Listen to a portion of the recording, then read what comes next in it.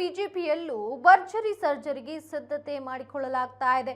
Nitin team ರೆಡಿಯಾದ ಬೆನ್ನಲ್ಲೇ ಮತ್ತೊಂದು ಸರ್ಜರಿಗೆ ರೆಡಿಯಾಗಿರುವಂತದ್ದು.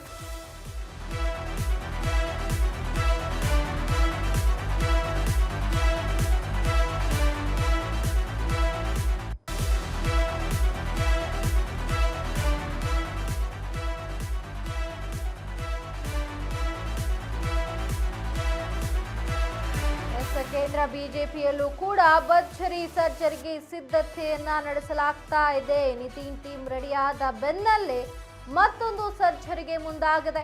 BJP parliamentary ಬೋರ್ಡ್ನಲ್ಲಿ ಬದಲಾವಣೆ ಆಗ್ತಾ ಇರುವಂತದ್ದು. ವಾರಾಂತ್ಯದಲ್ಲಿ ಹೊಸ ಪಾರ್ಲಿಮೆಂಟರಿ ಬೋರ್ಡ್ ರಚನೆಯಾಗುವಂತ ಸಾಧ್ಯತೆ ಕಂಡು ಬರ್ತಾ ಇದೆ. ಇನ್ನು ಹಲವು ಹಿರಿಯರನ್ನ ಕೈಬಿಟ್ಟು ಹೊಸಬರಿಗೆ ಸ್ಥಾನ ನೀಡುವಂತಹ ವಿಚಾರ ಮುನ್ನೆಲೆಗೆ ಬಂದಿರುವಂತದ್ದು.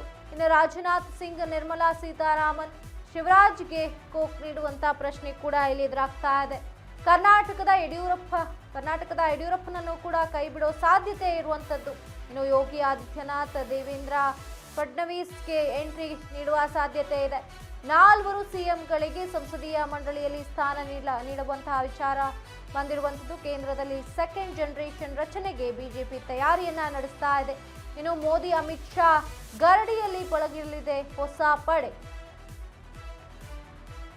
ಕೇಂದ್ರ ಬಿಜೆಪಿಯಲ್ಲಿ ಭರ್ಜರಿ ಸರ್ಜರಿಗೆ ಮುಂದಾಗಿದೆ. ಹಲವು ಹಿರಿಯರನ್ನ ಕೈಬಿಟ್ಟು ಹೊಸಬರಿಗೆ ಸ್ಥಾನ ನೀಡುವಂತಹ ಸಾಧ್ಯತೆ ಇರುವಂತದ್ದು.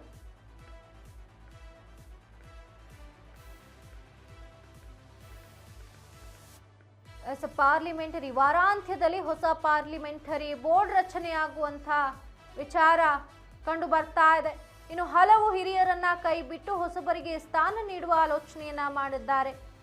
ರಾಜನಾಥ್ ಸಿಂಗ್, ನಿರ್ಮಲಾ ಸೀತಾರಾಮನ್, ಶಿವರಾಜ್ಗೆ ಕೋಕ್ ನೀಡುವಂತಹ ಸಾಧ್ಯತೆ ಇದೆ. ಇನ್ನು ಕರ್ನಾಟಕದಿಂದ ಯಡಿಯೂರಪ್ಪನನ್ನು ಕೂಡ ಕೈಬಿಡೋ ಸಾಧ್ಯತೆ ಕಾಣ್ತಾ ಇರುವಂತದ್ದು. ಇನ್ನು ಯೋಗಿ ಆದಿತ್ಯನಾಥ್, ದೇವೇಂದ್ರ ಫಡ್ನವೀಸ್ಗೆ ಎಂಟ್ರಿ ನೀಡುವಂತಹ ವಿಚಾರ ಮುನ್ನೆಲೆಗೆ ಬಂದಿದೆ. ಈಗ 4 ಸಿಎಂಗಳಿಗೆ ಸಂಸದೀಯ ಮಂಡಳಿಯಲ್ಲಿ ಸ್ಥಾನ ನೀಡುವ ಸಾಧ್ಯತೆ ಇದೆ. ಇನ್ನು ಕೇಂದ್ರದಲ್ಲಿ ಸೆಕೆಂಡ್ ಜನರೇಷನ್ ರಚನೆಗೆ ಬಿಜೆಪಿ ತಯಾರಿಯನ್ನ ಮಾಡಿಕೊಂಡಿರುವಂತದ್ದು. ಮೋದಿ, ಅಮಿತ್ ಶಾ ಗರಡಿಯಲ್ಲಿ ಪಳಗಲಿದೆ ಇನ್ನು ಹೊಸ ಪಡೆ.